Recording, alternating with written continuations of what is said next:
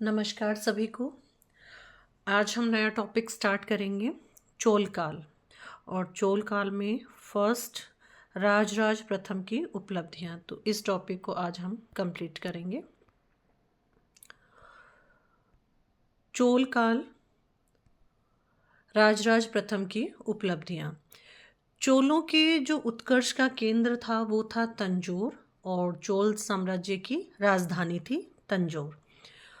राजराज प्रथम, चोल साम्राज्य का जो वास्तविक संस्थापक है वो किसको कहा जाता है? अरिमोलीवर्मन। और अरिमोलीवर्मन, उन्हीं को यही राजराज प्रथम के नाम से गद्दी पर बैठा। कौन से सन में? 985 ईस्वी में। राजराज प्रथम का जो 30 वर्षीय शासन है वो 985 से 1015 ईस्वी चोल राज्य का सर्वाधिक गौरवशाली युग रहा है। यह एक साम्राज्यवादी शासक था जिसने अनेकानेक विजयों के फलस्वरूप जो एक छोटा सा चोल राज्य था उसको विशालकाय साम्राज्य में परिवर्तित कर दिया। राजराज प्रथम की उपलब्धियां। राजराज प्रथम की कौन कौन सी उपलब्धियां हैं?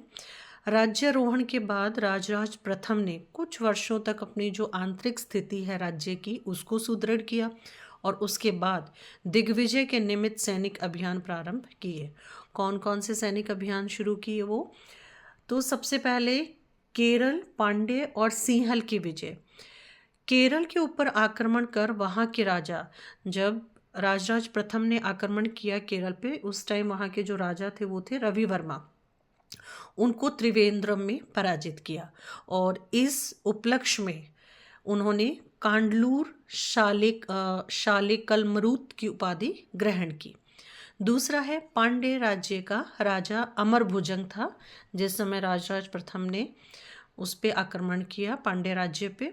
तो तिरुवालगाड़ू ताम्र पत्रों से सूचित होता है कि राजराज प्रथम ने अमरभुजंग को पराजित कर बंदी बना लिया और उसकी जो राजधानी थी मदुरा को जीत लिया और वहाँ के विलिंद के दुर्ग पर अपना अधिकार कर लिया।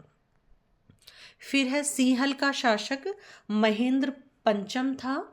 राजराज प्रथम ने एक नौसेना के साथ सिंहल पर चढ़ाई की और सिंहल नरेश महेंद्र पंचम पराजित हुआ। उसके बाद राजराज प्रथम ने पश्चिमी गंगों की विजय प्राप्त की। ये गंग वंश है, जो दो थे गंग वंश, एक पूर्वी गंग वंश और एक पश्चिमी गंग वंश। तो जो पश्चिमी गंगों की विजय, राजराज प्रथम ने मैसूर क्षेत्र के पश्चिमी गंगों को जीता था। कल्याणी के पश्चिमी चालुक्यों से युद्ध। राजराज प्रथम ने चालुक्य नरेश सत्याश्रय पर आक्रमण किया।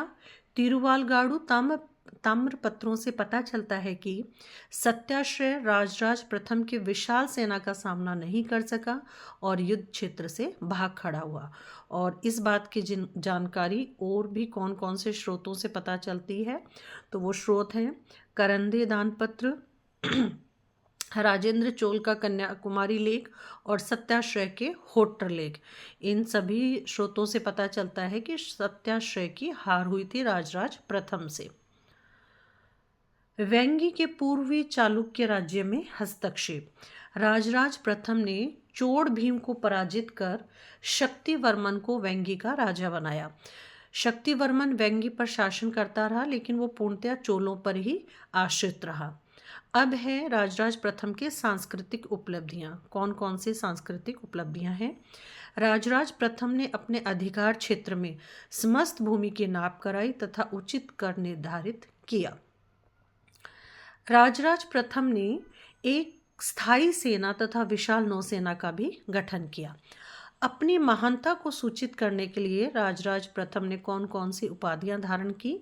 चोल मार्तंड, राजाश्रय, राजमार्तंड, अरिमोली और चोलेंद्र सिंह। ये सम्मानजनक उपाधियां राजराज प्रथम ने धारण की। तो इस प्रकार पता चलता है कि राजराज प्रथम एक महान विजेता, साम्राज्य निर्माता, कुशल प्रशासक और धर्म सहिष्णु सम्राट था। राजनीतिक तथा सांस्कृतिक दोनों ही दृष्टियों से राजराज प्रथम का जो शासनकाल है वो चोल वंश के चरमोत्कर्ष को व्यक्त करता है। Thank you.